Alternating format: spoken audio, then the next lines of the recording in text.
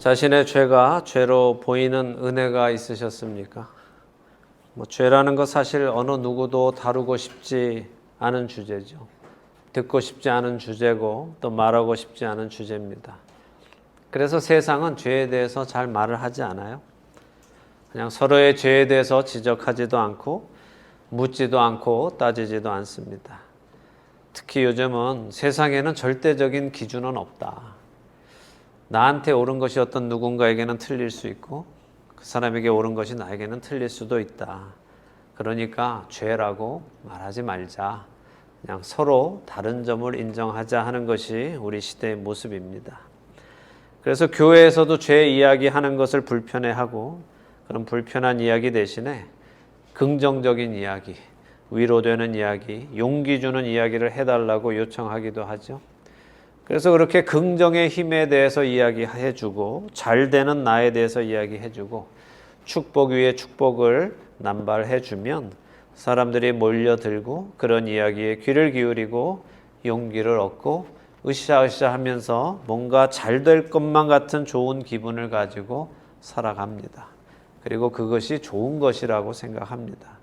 그러나 그것은 모두 뜬구름 잡는 헛된 기대를 넣어줄 뿐입니다.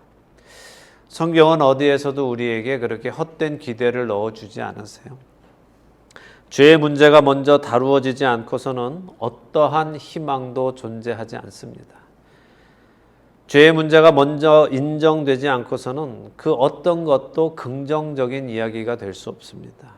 성경이 우리 삶의 기준이 되어야 하지 세상의 풍조가 기준이 되거나 내 기분이 기준이 되거나 다른 사람들이 내게 해주는 말이 기준이 되어서는 안 됩니다. 그렇게 살아가는 자들은 반드시 후회하는 날을 맞게 될 것입니다. 지난주 우리는 예수님께서 십자가에서 우리의 모든 죄값을 치르신 것을 보았습니다. 그가 채찍에 맞으시고 조롱을 받으시고 부끄러운 모습으로 십자가 위에서 손과 발에 못이 박히고 머리에 저주의 상징인 가시 면류관이 씌어진 채로 피를 흘려가시며 죄값을 치르신 것을 보았습니다. 그분이 다 이루었다라고 선포하셨을 때 하나님을 향해 지은 인간의 모든 죄값이 다 치러졌다는 것이 선포되었고 이로 인해 누구든지 예수 그리스도를 믿고 그분의 은혜 안에 들어가고자 하는 자는 하나님께서 그 사람의 죄를 보시는 것이 아니라 그 사람을 덮고 있는 예수 그리스도의 의를 보심으로 값없이 정말 아무것도 한 것도 없이 그 사람을 의롭다라고 인정하시게 되었다는 거예요. 이것이 복음이고 이것이 하나님의 은혜입니다. 이 복음을 받고 또 이 하나님의 은혜를 받기 위해서는 자신이 치러야만 했던 죄값이 있었다는 사실을 알아야만 합니다. 이것이 뼈저리게 다가오지 않는다면 주님께 간구하셔야 합니다. 알게 해주시라고, 보게 해주시라고 내 죄악이 얼마나 추악한지, 얼마나 더러운 것인지, 얼마나 무서운 것인지 하나님 앞에 얼마나 큰 죄인지를 보게 해주시라고 간구하셔야 합니다. 그래야만 복음이 복음으로 우리 안에 온전하게 은혜로 다가오게 됩니다. 이것 없이 하는 모든 신앙생활은 그저 종교 생위에 지나지 않습니다. 죄를 보게 하시는 성령 하나님의 은혜가 우리 안에 날마다 있게 되기를 축원합니다. 그래서 날마다 그 십자가 아래에서 십자가를 붙들고 주님 만나는 날까지 살아가는 우리가 되기를 축원합니다. 오늘 요한복음 19장 31절에서 마지막 절인 42절까지 읽겠습니다. 요한복음 19장 31절에서 42절입니다. 이 날은 준비일이라 유대인들은 그 안식일이 큰 날이므로 그 안식일에 시체들을 십자가에 두지 아니하려 하여 빌라도에게 그들의 다리를 꺾어 시체를 치워달라 하니 군인들이 가서 예수와 함께 못 박힌 첫째 사람과 또 그 다른 사람의 다리를 꺾고 예수께 이르러서는 이미 죽으신 것을 보고 다리를 꺾지 아니하고 그중 한 군인이 창으로 옆구리를 찌르니 곧 피와 물이 나오더라. 이를 본 자가 증언하였으니 그 증언이 참이라. 그가 자기의 말하는 것이 참인 줄 알고 너희로 믿게 하려 함이니라. 이 일이 일어난 것은 그 뼈가 하나도 꺾이지 아니하리라 한 성경을 응하게 하려 함이라. 또 다른 성경에 그들이 그 찌른 자를 보리라 하였느니라. 아리마대 사람 요셉은 예수의 제자이나 유대인이 두려워 그것을 숨기더니 이 일 후에 빌라도에게 예수의 시체를 가져가기를 구하매 빌라도가 허락하는지라 이에 가서 예수의 시체를 가져가니라. 일찍이 예수께 밤에 찾아왔던 니고데모도 몰약과 침향 섞은 것을 100리트라쯤 가지고 온지라. 이에 예수의 시체를 가져다가 유대인의 장례법대로 그 향품과 함께 세마포로 쌌더라. 예수께서 십자가에 못 박히신 곳에 동산이 있고 동산 안에 아직 사람을 장사한 일이 없는 새 무덤이 있는지라. 이날은 유대인의 준비일이요 또 무덤이 가까운 고로 예수를 거기 두니라. 아멘. 자, 지난주 잠깐 언급드렸지만요, 예수님이 죽으신 것은 예수라는 한 사람이 이스라엘에서 왕이 되려고 시도를 했다가 제자 가롯 유다의 배신으로 인해서 일이 꼬여서 그렇게 된 것이 아니라는 말씀 드렸어요. 근데 세상에서는 그렇게 보는 사람들도 있습니다. 실제로 예수님을 믿지 않는 유대인들이나 어떤 학자들은 예수님을 실패한 혁명가로, 구테타가 실패한 사람으로 그렇게 취급하는 사람들도 있습니다. 그러나 지난 시간 말씀드린 대로 이 19장에 24절, 28절 그리고 오늘 읽은 36절, 37절 계속해서 요한은 지금 예수님께 일어나고 있는 이 일은 이미 성경에 예언되어 있는 일이며 그 예언된 일들이 하나하나 이루어지고 있음을 설명하고 있습니다. 그러니까 이 일은 일이 잘못되어서 일어나는 일이 아니라 이미 하나님께서 그렇게 하시기로 준비하셨다는 것이고, 그렇게 준비된 일이라는 것은 이것이 실패가 아니라 오히려 성공이라는 거예요. 겉으로 보기에는 실패한 것처럼 보이지만 사실은 이것이 성공이라는 것입니다. 많은 사람들이 하나님을 믿지 못하고 예수님을 믿지 못하죠. 하나님은 믿어도 예수님을 믿지 못하는 사람들도 있어요. 정통 유대 교인들은 하나님은 믿지만 하나님의 아들 예수님은 믿지 못합니다.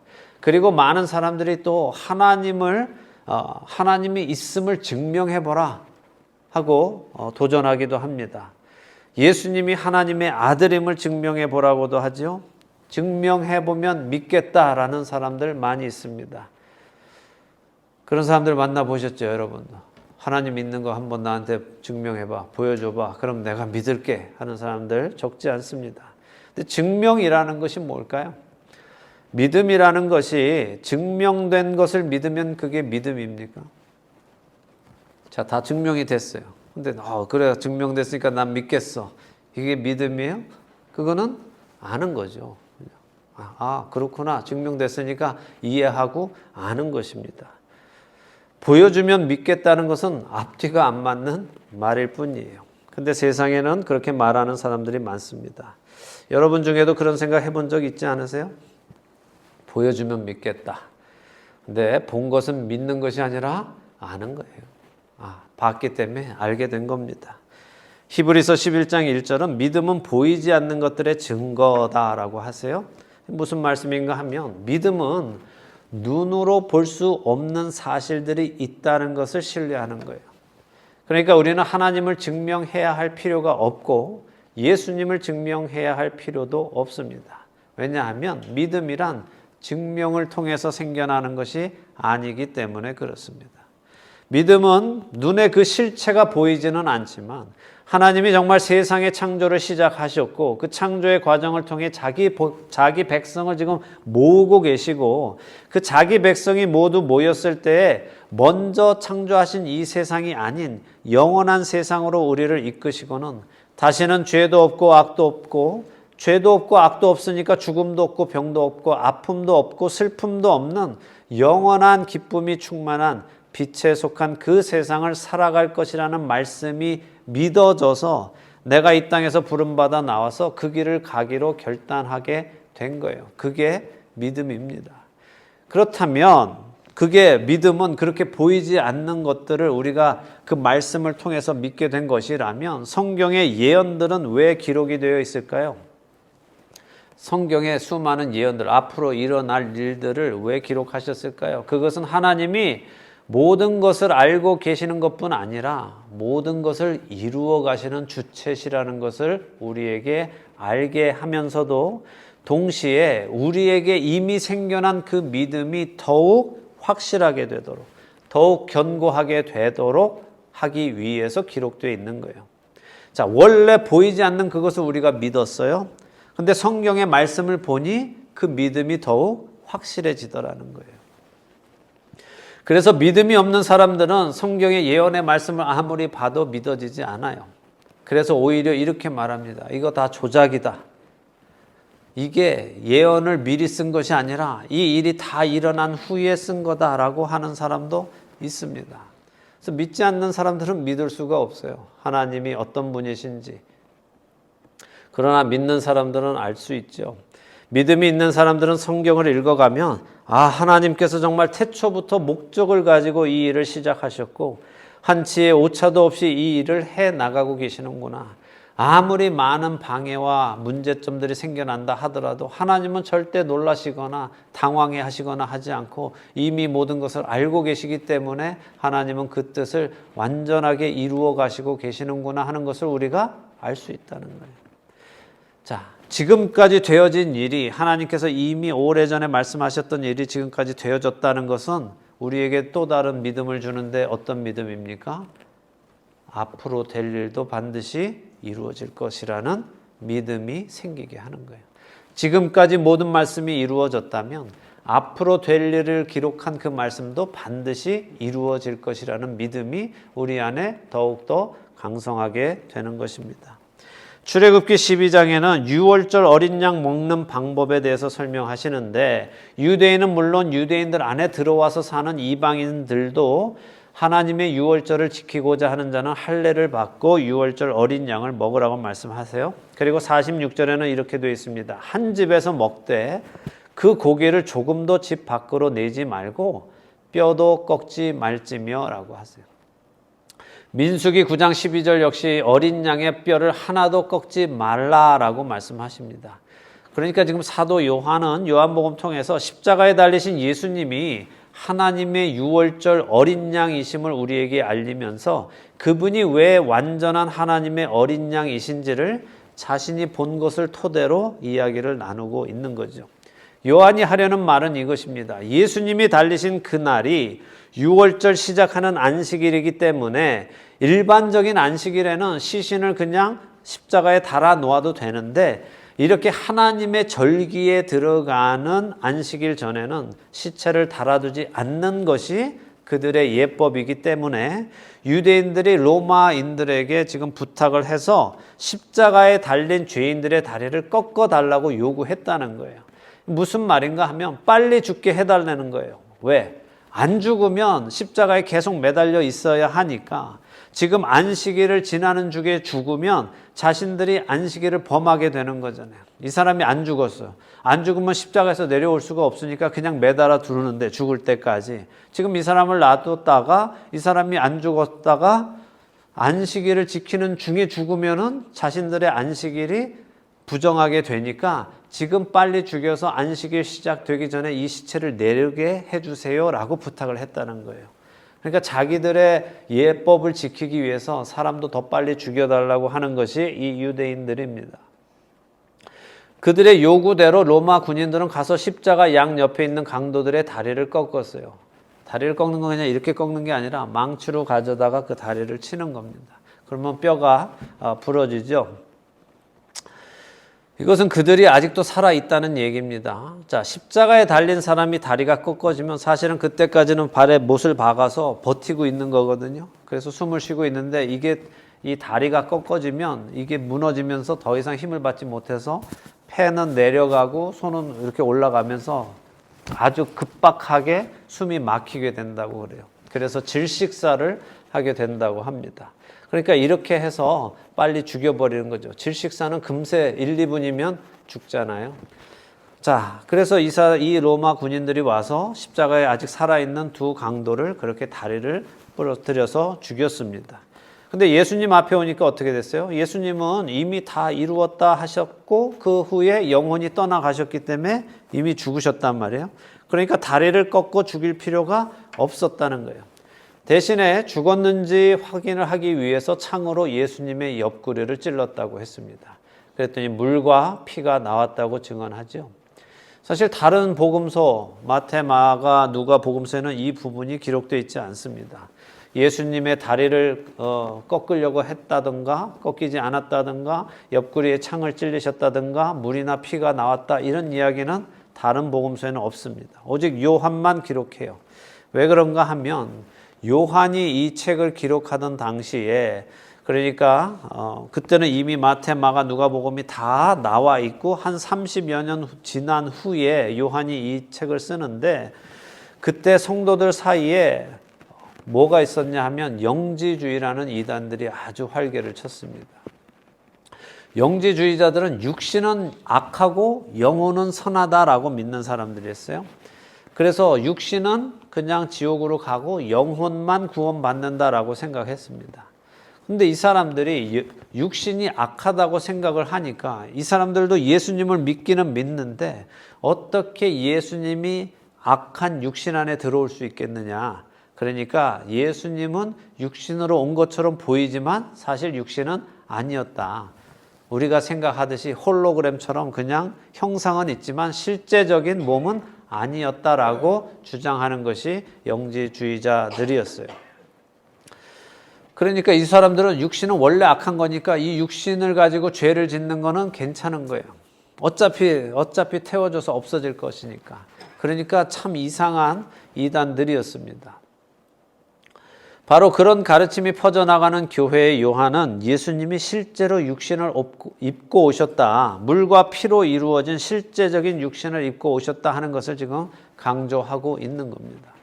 요한은 1장에서부터 강조했죠. 말씀이 육신을 입고 이 땅에 오셨다 하는 것을 강조해요. 그리고 육신으로 우리의 죄값을 모두 담당하셨다 하는 것을 강조합니다.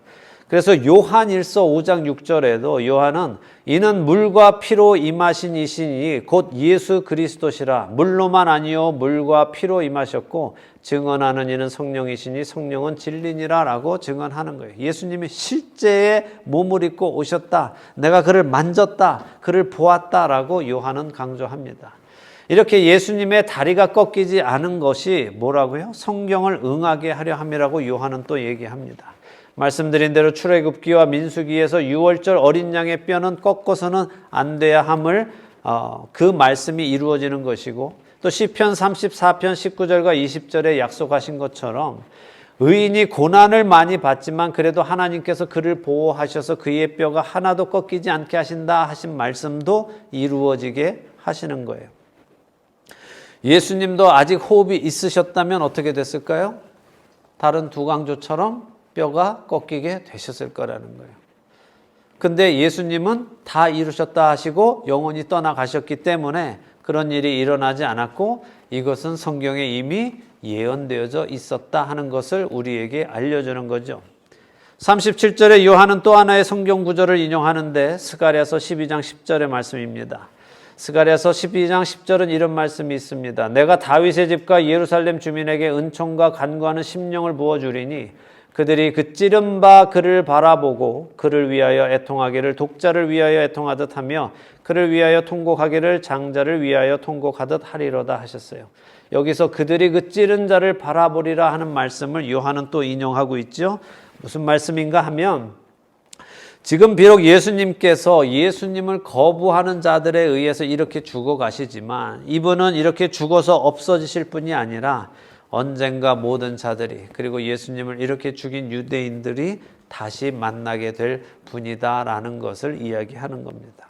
그리고 그때 그 사람들은 자신들이 잘못했던 것, 자신들이 메시아를 알아보지 못하고 메시아를 죽였던 것에 대해서 통곡하는 날이 올 것이다라는 말씀이에요. 요한은 계속해서 예수님의 십자가 죽으심이 구약에서 예언되었던 사건임을 강조하고 있습니다. 그리고 그 예언의 이루어짐은 계속해서 기록되고 있죠. 38절에 아리마대 사람 요셉이라는 사람의 이야기가 나옵니다. 이 사람에 대한 설명이 있는데 이 사람은 예수의 제자지만 그동안은 유대인들이 두려워서 자신이 예수님의 제자라는 것을 숨기고 살아왔다는 거예요. 이 사람 볼 때 어떤 생각 드세요? 겁쟁이 같아요? 야, 예수님을 믿는데도 또 사람들한테 자기는 예수님 믿는다고 말 못하고 숨겨왔었네. 아이고 겁쟁이 이런 생각이 드십니까? 하지만 예수님이 잘 나가시던 때에 예수님을 따라다니던 제자들은 유대인들이 두려워서 지금 다 도망가고 없어요. 그런데 그동안 유대인들이 두려워서 숨어서 믿음을 지키던 아리마대 사람 요셉은 더 이상 두려워하지 않고 빌라도에게 가서 예수님의 시체를 달라고 요구하고는 그 시신을 받아서 자신 소유의 무덤에 모십니다. 그러니까 누가 더 겁작인지는 우리는 한 번의 현상만 보고는 말할 수 없습니다. 자, 아리마대 사람 이 요셉, 마태복음 27장 57절에도 나오는데 거기에는 부자라고 소개해요. 그리고 바위 속에 판 자신의 새 무덤에 예수님을 안치했다라고 기록합니다. 마가복음과 누가복음은 이 아리마대 사람 요셉이 존경받는 사내들인 공의원이고 유대인들의 결의와 행사에 참여하지 않았다, 찬성하지 않았다 하고 기록하고 있습니다. 그리고 그는 하나님의 나라를 기다리는 사람이라고 기록하고 있습니다. 자, 지난해 크리스마스 설교 때 말씀드렸지만 예수님은 어디에서 태어나셨어요? 베들레헴에 어디에 태어나셨습니까? 마구간, 그죠? 자, 이스라엘의 마구간은 어떻게 생겼어요? 우리가 생각하듯이 그렇게 나무와 볏짚단 얹어놓는 그런 크리스마스 카드에 나오는 그런 마구간입니까? 굴이라고 말씀드렸죠. 굴. 그죠? 예수님은 처음 태어나실 때 동굴에 누이셨어요. 어떻게요? 마치 시신을 연상하게 하듯이 강보로 싸서 동굴 안에 눕혀졌단 말이에요. 그렇기 때문에 천사들이 그 목자들에게 말한 거예요. 아기가 강보에 쌓여서 동굴 안에 누워 있을 거야. 이것이 표적이다라고 했단 말이에요. 왜냐하면 그런 일은 사람들이 하지 않기 때문에 그렇죠. 누가 갓 태어난 아기를 기분 나쁘게 마치 시체처럼 싸가지고 동굴 안에 눕혀놓겠어요. 그런 부모가 어디 있겠어요. 그런데 예수님의 상황은 그럴 수밖에 없는 상황이었죠. 왜냐하면 어디에도 묵을 곳이 없어서 마구간으로 가셨기 때문에. 그리고 거기에서 아기를 누일 수밖에 없었죠. 예수님이 태어나셨을 때 예수님을 강보로 싸서 동굴에 누인 것이 누구였을까요? 마리아의 남편 요셉이었겠죠. 예수님이 죽으셨을 때 예수님을 강보로 싸서 동굴에 누이는 것은 누구예요? 아리마대 사람 요셉입니다. 둘 다 요셉이에요. 예수님께서 처음 오셨을 때 강보에 싸서 굴에 누인 것도 요셉, 예수님이 죽으셨을 때 강보에 싸서 굴에 누이는 것도 요셉입니다. 요셉의 의미는 하나님께서 더 하신다라는 거예요. 이것이 끝이 아니고 하나님께서 더 하신다는 거예요. 예수님이 세상에 처음 아기 예수로 오셨을 때에도 하나님은 이 아기 예수님을 통해서 더 하실 것이다 라고 말씀하셨고, 지금 이렇게 시신이 되어 무덤에 누워 계셔도 여기서 끝나지 않고 더 하실 것이다 라는 것을 우리에게 알려주시는 겁니다. 여기에 하나 더 요한은 니고데모도 소개하죠. 일찍이 밤에 예수님을 찾아왔던 니고데모 역시 사내들인 공의입니다. 그는 밤에 속했던 자인데 빛이신 예수님께로 나왔다고 말씀드렸죠. 밤에 나왔다 하는 그 얘기는 밤에 어두움에 속했던 바리새인들 가운데서 그는 나와서 예수님께로 온 사람이라고, 빛이신 예수님께로 온 사람이라고 설명드렸어요. 그 니고데모도 지금 사람들의 눈을 의식하지 않고 예수님의 장례를 위해서 나옵니다. 근데 니고데모가 뭘 가져왔어요? 몰약과 침향을 가지고 나왔습니다. 예수님이 나셨을 때 동방에서 온 박사들을 뭘 가져왔습니까? 몰약을 가지고 왔죠. 그 사람들도. 예수님이 죽으셨을 때 니고데모 역시 몰약을 가져와서 예수님께 드립니다. 그러니까 예수님은 태어날 때부터 이미 죽으실 것을 암시하시면서 태어나셨고, 오늘 그것이 예수님이 처음 오시던 그날의 모습들이 실제적으로 일어나고 있는 거죠. 근데 니고데모가 100리트라라는 몰약을 가져왔어요. 약 35kg 정도 되는데 이 양은 왕의 장례에 사용하는 양이라고 신학자들이 말합니다. 자, 요한은 예수님이 못 박히신 그 갈보리에 동산이 하나 있었다라고 기록하지요. 그리고 그 동산에는 아직 사람을 장사한 일이 없는 새 무덤이 있다고 합니다. 그러니까 이 무덤은 공동묘지가 아니라 개인의 묘지인데 그 주인은 누구예요? 아리마대 사람 요셉이라는 거예요. 자, 당시의 문화 속에서 일반적인 시신이, 사람이 길에서 죽으면 친척이, 가족이 와서 그 시신을 거두어서 가져가야 돼요. 그런데 범죄자의 시신 혹은 자살해서 죽은 사람들, 이런 부정한 사람들의 시신은 어떻게 했을 것 같으세요? 범죄자, 자살해서 죽은 자, 부정하게 죽은 자들의 시신을 가져다가 여러분들이 잘 아시는 예루살렘 성 바깥에 있는 흰놈의 골짜기라는 곳에 갖다가 던져버렸어요. 흰놈의 골짜기는 어떤 곳이냐면 항상 불이 있는 곳이에요. 그래서 흰놈의 골짜기를 마치 사람들이 지옥처럼 표현하는 거예요. 불이 꺼지지 않고 항상 타고 있는데 예루살렘에서 나오는 모든 쓰레기들을 가져다가 거기다 갖다 부어서 다 태워버리고 부정하게 죽은 시체들도 가져다가 거기다가 갖다 버리면 시체를 다 태워 없애는 곳이 바로 흰놈의 골짜기입니다. 그러니까 원래대로라면 예수님의 시신은 어떻게 해야 돼요? 가져다가 흰놈의 골짜기에 던져서 불사름을 당하게 했어야 하는 거예요. 보세요. 사람들이 예수님을 배신한 가롯 유다가 어떻게 했습니까? 자기 죄를 깨닫고 가서 목매달아 죽었죠. 목매달아서 나무에 달려있기 때문에 사람들이 가롯 유다의 시신을 내려서 흰놈의 골짜기에 갖다가 던져버렸어요. 그래서 그의 시체가 떼굴떼굴 굴러서 피에 맞지 않은 곳에 가서 그의 창자가 다 터져서 그렇게 그의 끝이 되었다라고 얘기하죠. 그리고 그의 시신은 거기에서 불타서 없어졌어요. 오늘 이 두 강도의 시신 역시 마찬가지입니다. 그 흰놈의 골짜기에 던져져서 거기서 태워져 없어져야 하는 거예요. 예수님의 시신 역시 그 당시의 법대로라면 그랬어야 한다는 겁니다. 그런데 예수님의 시신을 아리마대 사람 요셉이 와서 달라고 해서 가져가는 거예요.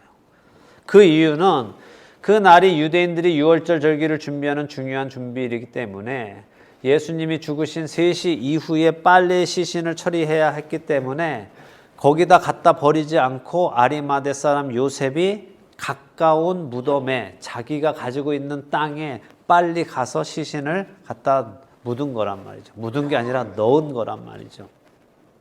자, 요한은 왜 이것을 이렇게 설명하고 있는가? 이사야서 53장 9절에 이런 말씀이 있습니다. 그는 강포를 행하지 아니하였고 그의 입에 거짓이 없었으나 그의 무덤이 악인들과 함께 있었으며 그가 죽은 후에는 부자와 함께 있었도다라는 말씀이 있어요.